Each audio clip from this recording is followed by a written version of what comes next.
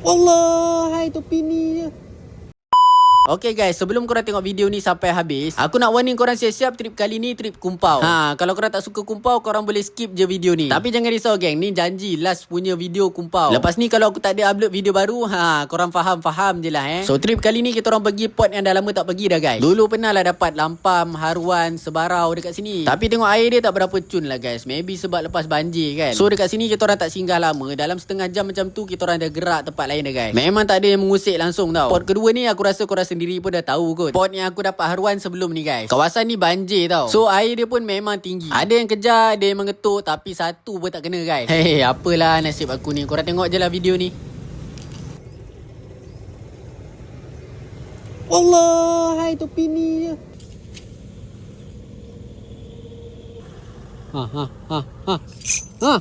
Yang ni strike, lepas tu dia bawa pergi Samai. Last terlucut juga. Aku terpaksa mute suara aku guys sebab terlebih excited. Tolong saya ekor balik ni. Saya ekor balik lah.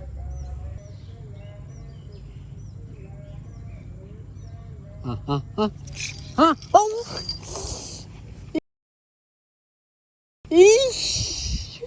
Tapi nasib baiklah berada depan ni kumpau juga guys. Ada lagi yang kumpau kan. So kesimpulan dia hari ni kita orang melawat kawasan banjir je lah. Untuk semua owner rumah yang terkesan sebab banjir ni, aku doakan semoga dipermudahkan urusan. Okey lah guys, aku rasa tu je. Lepas ni aku tak nak datang dah kat sini. Tak dapat ikan lah. Aku tak reti mancing lah man. Untuk next video aku target pacu pula. Cuba korang komen korang rasa dekat mana patut aku pergi. Okey lah guys, ciao.